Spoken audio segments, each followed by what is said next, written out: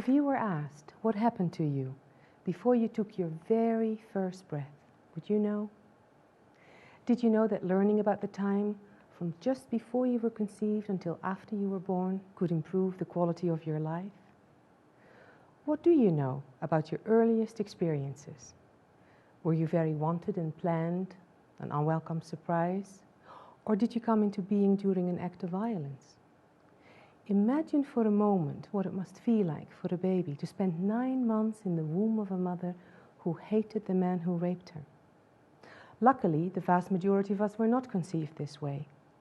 But even if our conception was welcome, all of us were marinated in amniotic fluid filled with the flavors of our mother's emotional life and state of mind. What do you know about your time in the womb? Was it filled with happiness, peace, joy, stress, anxiety, depression? Was your mother mourning the loss of a loved one? Was she the victim of domestic violence? Was it toxic, perhaps?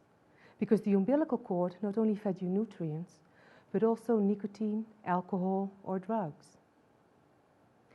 Whatever those flavors are, becomes the blueprint of our life. It is not only what a pregnant woman eats and drinks, but everything she feels and experiences in her environment that has an impact on her baby's future health, intelligence, and well-being.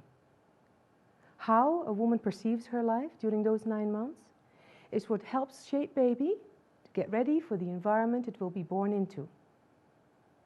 This is nature's way of ensuring our survival by helping us get ready for what is yet to come.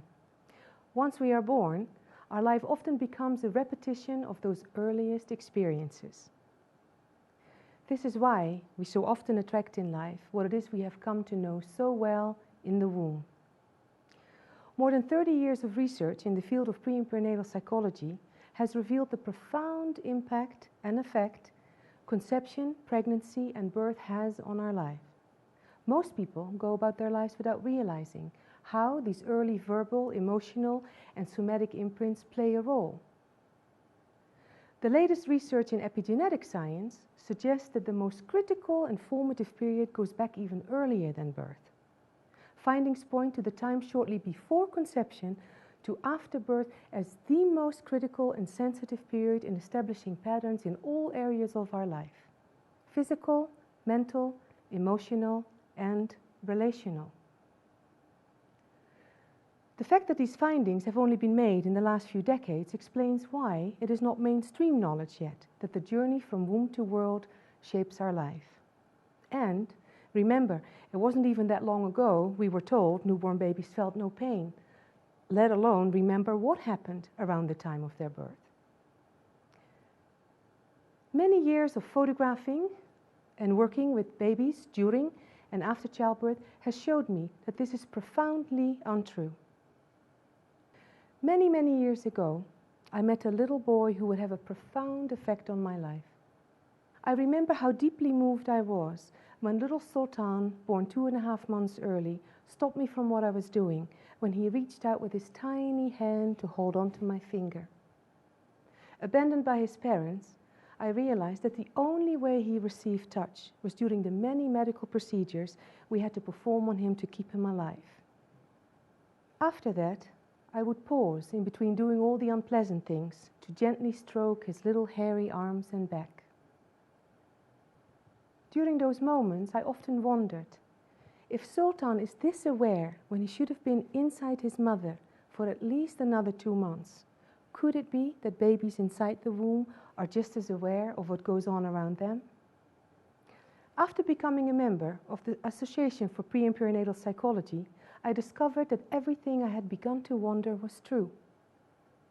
Everything that happens to us around the time of our birth causes long-term patterns, and these patterns often remain into adulthood.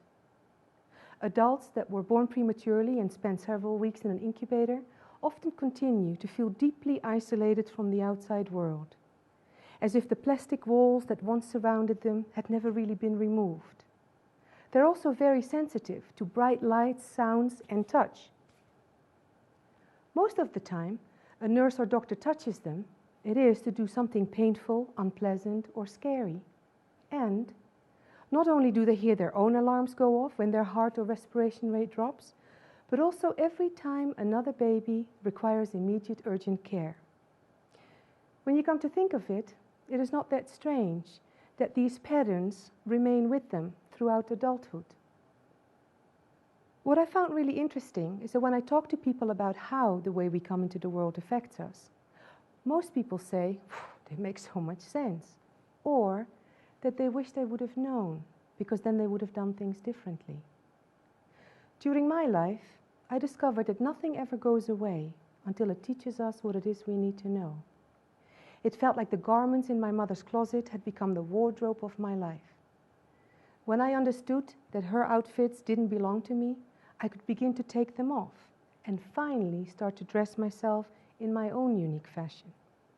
A few years ago, I showed the lead singer of a popular rock band who suffers from voice issues this photo of an intubated baby. I wanted to help him understand that when he was born and they need to put a tube down his throat to help him breathe, it had also prevented him from making any sounds, even when he was crying.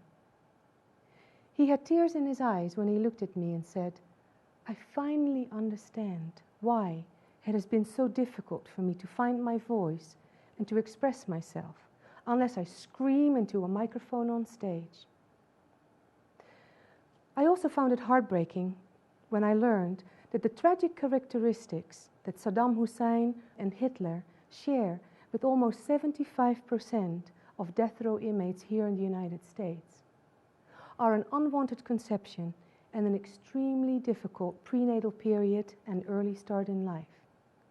The majority of them also suffered multiple abandonments, mostly by their fathers. It made me wonder, how might their lives have been different if they would have been welcomed into the world with acceptance, love, and kindness when they were little baby boys? Regardless of what happened to us at the beginning of our life, there is an expiration date to blaming our parents. Realizing on a personal level how these early experiences have affected us can help us to change our belief system and greatly improve the quality of our life and that of others. Although babies are very vulnerable when it comes to being imprinted, they're also incredibly equipped to physically and mentally cope and survive. However, there's a big difference between surviving or thriving in life. Since it is so much easier to build a healthy child than to repair a broken adult, shouldn't the information we know now about how to give babies an optimum start in life not become more mainstream also?